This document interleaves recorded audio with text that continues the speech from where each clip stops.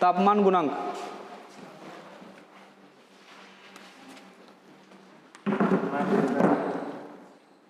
क्या हुआ?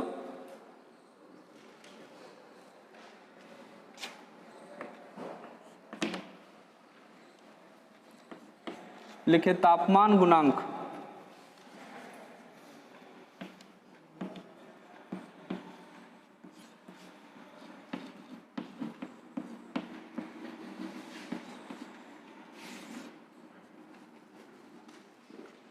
डेस मार के लिखिए।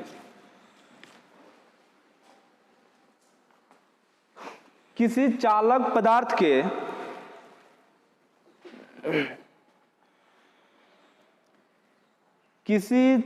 पदार्थ के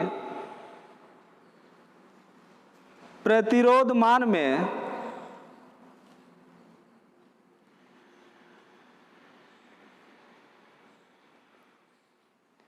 एक डिग्री सेल्सियस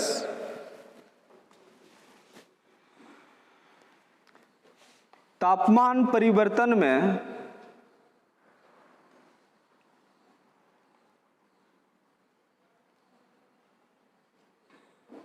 क्या लिखे? किसी चालक पदार्थ के प्रतिरोध मान में, है ना, 1 डिग्री सेल्सियस तापमान परिवर्तन में उस चालक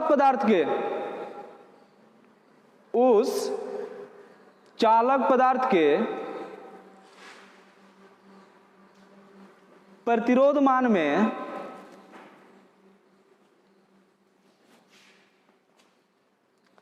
होने वाले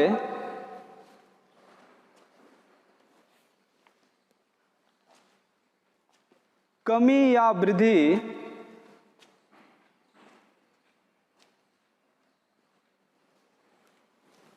वृद्धि पदार्थ के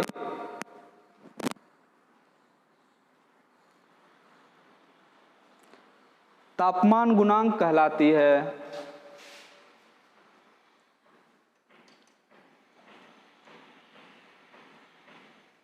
लिख लिए? इससे अल्फा से सूचित किया जाता है, ऐसे लिखिए, ए टाइप का ऐसे रहेगा अल्फा। इससे अल्फा से सूचित किया जाता है तथा इसका मात्रक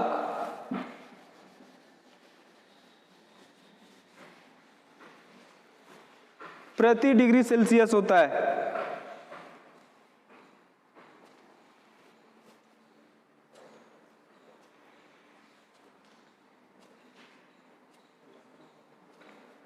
तथा इसका मात्रक प्रति डिग्री सेल्सियस होता है।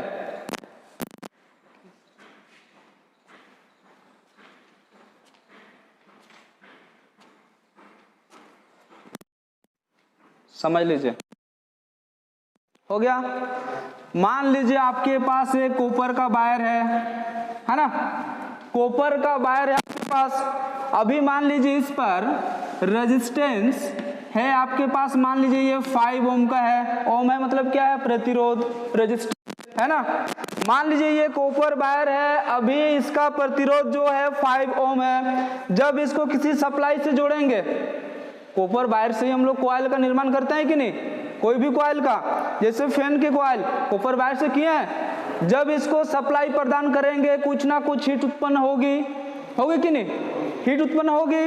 तो ये जब 0 डिग्री सेल्सियस पर था, कितना था? 0 डिग्री सेल्सियस पर, तब इसका रेजिस्टेंस का मान लीजिए 5 ओम था। जब 1 डिग्री सेल्सियस हुआ, मतलब कुछ ना कुछ टेम्परेचर बढ़ा ना सप्लाई देने के बाद, तो जब 1 डिग्री सेल्सियस हुआ तब इसमें रेजिस्टेंस का मान बढ़ेगा कि घटेगा? बढ़ेगा कि घटेगा? तो 5 ओम से इंक्रीज होगा, बढ़ेगा कि नहीं? यानी कह सकते हैं वृद्धि होगा। क्यों होगा? क्योंकि रेजिस्टेंस का मान तापमान पर किस प्रकार से डिपेंड करता है? तापमान बढ़ाने पर रेजिस्टेंस का मान बढ़ता है, तापमान घटने पर रेजिस्टेंस का मान घटता है। यदि 0 डिग्री सेल्सियस से कम की ओर हुआ तो रेजिस्टेंस का मान क्या होगा? घटेगा। तो इसी को तो कहा जाएगा तापमान गुणांक, कहा जाएगा कि नहीं? किससे कहा जाएगा? किसको कहा जाएगा?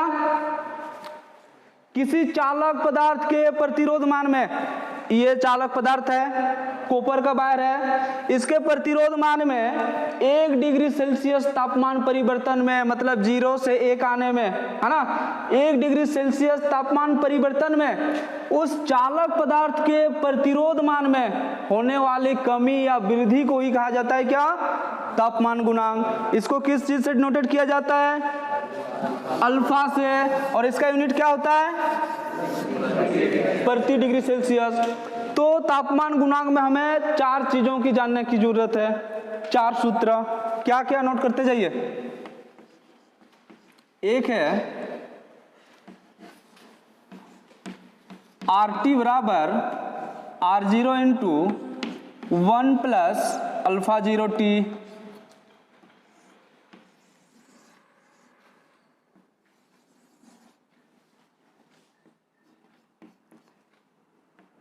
दूसरा है 0 डिग्री सेल्सियस पर तापमान गुणांक का मान, यानी A0।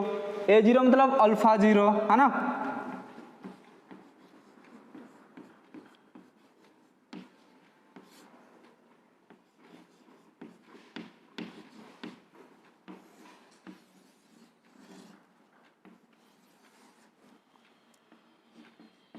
तीसरा है अल्फा टी का मान, यानी T डिग्री सेल्सियस पर तापमान गुणांक का मान। कैसे निकालेंगे आप?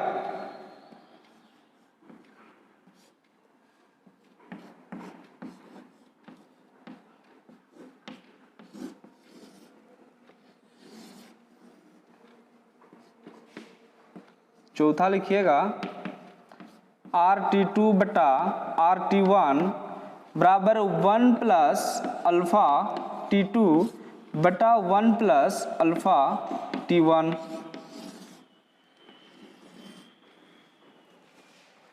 उतारिए पहले, फिर बता रहे हैं।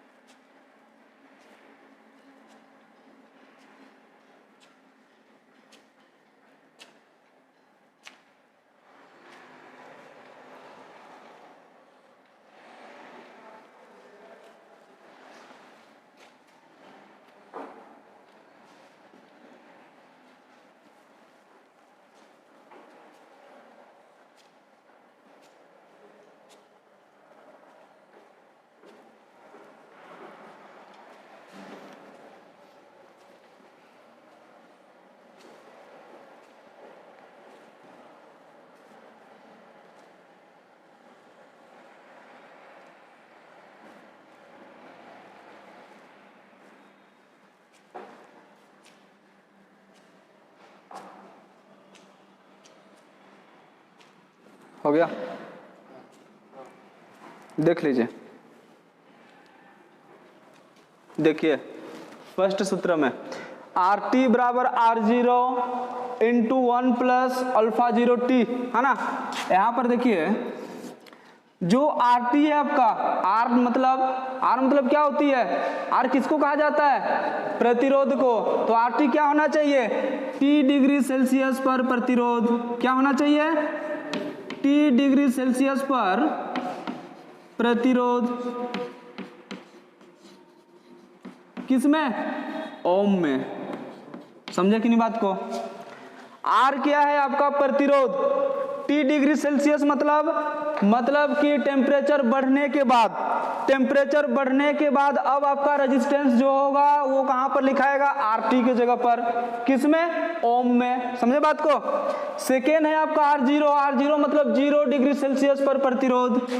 क्या R प्रतिरोध है कि नहीं? तो R0 मतलब 0 डिग्री सेल्सियस पर प्रतिरोध। किसमें? ओम में, है ना। तीसरा है आपका अल्फा 0 मतलब 0 डिग्री सेल्सियस पर तापमान गुणांक। अल्फा किसको डिनोट करता है? तापमान गुणांक को, टेम्परेचर कोफिशिएंट को, है ना। तो अल्फा 0 क्या होगा? 0 डिग्री सेल्सियस पर तापमान गुणांक। किसमें? किसमें? प्रति डिग्री सेल्सियस में, क्योंकि तापमान गुणांक यानी टेम्परेचर कोफिशिएंट का यूनिट क्या होती है? प्रति डिग्री सेल्सियस। नेक्स्ट है आपका टी। टी मतलब टेम्परेचर, तापमान, इसका यूनिट क्या होती है? डिग्री सेल्सियस, है ना। तो यदि क्वेश्चन में दिया हुआ रहे, क्या दिया हुआ रहे कि 0 डिग्री सेल्सियस पर तापमान 10 ओम है, तो 20 डिग्री सेल्सियस पर तापमान का मान क्या होगा? समझिए बात को। यहाँ पर यदि 0 डिग्री सेल्सियस पर प्रतिरोध 20 ओम है, मतलब R0 का मान कितना हुआ? 20 ओम। तो क्या बोलेगा कि T डिग्री सेल्सियस पर, बोलने का मतलब है कि 20 डिग्री सेल्सियस पर प्रतिरोध का मान क्या होगा? तब यहाँ पर ये फॉर्मूला बैठेगा आपका, है ना। 0 डिग्री सेल्सियस पर 20 ओम है, समझ लीजिए बात को। 0 डिग्री सेल्सियस पर 20 ओम यानी R0 का मान 20 ओम। तो T डिग्री सेल्सियस पर यानी 50 डिग्री सेल्सियस पर कितना होगा? तो 50 डिग्री आपका टेम्परेचर हुआ कि नहीं? टेम्परेचर हुआ कि नहीं? और निकालना क्या है आपका? RT का मान। RT का मान निकालना रहेगा। तो अल्फा 0 का मान भी दिया हुआ रहेगा आपका, तापमान गुणांक का मान दिया हुआ रहेगा उसमें, क्वेश्चन का लास्ट में। समझे बात को? तो इस तरह से RT दिया हुआ रहेगा, R0 दिया हुआ रहेगा, और क्वेश्चन पूछेगा कि तापमान का मान निकालिए। इस तरह से क्वेश्चन आएगा। समझे बात को?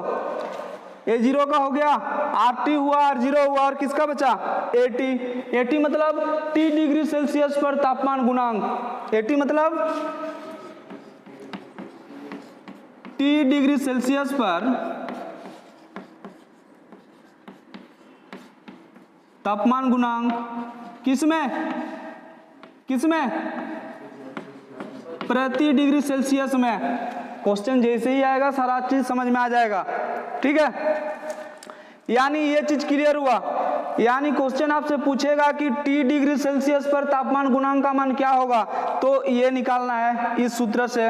वहां पर दिया हुआ रहेगा 0 डिग्री सेल्सियस पर तापमान गुणांक दिया हुआ रहेगा, टेम्परेचर का मान दिया हुआ रहेगा। निकालना क्या है? T डिग्री सेल्सियस पर तापमान गुणांक। निकाल सकते हैं। लास्ट देखिए, यदि 2 तापमान रहा तो, 2 तापमान बोलने का मतलब है 5 डिग्री सेल्सियस पर किसी चालक पदार्थ का प्रतिरोध 10 ओम है, 5 डिग्री सेल्सियस पर 10 ओम है, तथा 20 डिग्री सेल्सियस पर 40 ओम है ना। क्या है क्वेश्चन? 5 डिग्री सेल्सियस पर 10 ओम है, 20 डिग्री सेल्सियस पर 40 ओम है, तो उस चालक पदार्थ का तापमान गुणांक निकालिए, ए का मान निकालिए, अल्फा का मान निकालिए, ऐसे पूछेगा। क्वेश्चन क्या था? मान लीजिए 10 डिग्री सेल्सियस पर 20 ओम प्रतिरोध का मान है, समझ लीजिए 10 डिग्री सेल्सियस पर यानी T1 का मान 10 डिग्री सेल्सियस होगा कि नहीं? तो RT1 का मान 20 ओम होगा कि नहीं? बोलने का मतलब है 20 डिग्री सेल्सियस पर किसी चालक पदार्थ का प्रतिरोध 20 ओम है। समझे बात को? और आगे पूछेगा कि 30 डिग्री सेल्सियस पर यानी T2 का मान 30 डिग्री सेल्सियस होगा कि नहीं? 30 डिग्री सेल्सियस पर प्रतिरोध का मान यानी RT2 बराबर 40 ओम है, होगा। और क्वेश्चन पूछेगा कि तापमान गुणांक का मान क्या होगा, यानी अल्फा का मान क्या होगा। तो यहां से आप अल्फा का मान निकाल सकते हैं कि नहीं? निकाल सकते हैं कि नहीं? सकते हैं ना। इसी तरह से क्वेश्चन आएगा आपका, समझे बात को। और ऐसे ही चारों फॉर्मूला को आपको याद रखना पड़ेगा, तब जाके तापमान गुणांक का सारा क्वेश्चन बनेगा आपसे। याद रहेगा? रहेगा ना? नोट कीजिए। याद जब तक नहीं रहेगा, जब तक इससे रिलेटेड क्वेश्चन नहीं बनाएंगे, पूरी तरह से समझ में नहीं आएगा ये चीज। इसीलिए बेहतर रहेगा अभी चारों सूत्र को पूरी तरह से रट्टा मार दीजिए, जैसे ही क्वेश्चन बनाएंगे सारा चीज समझ में आ जाएगा।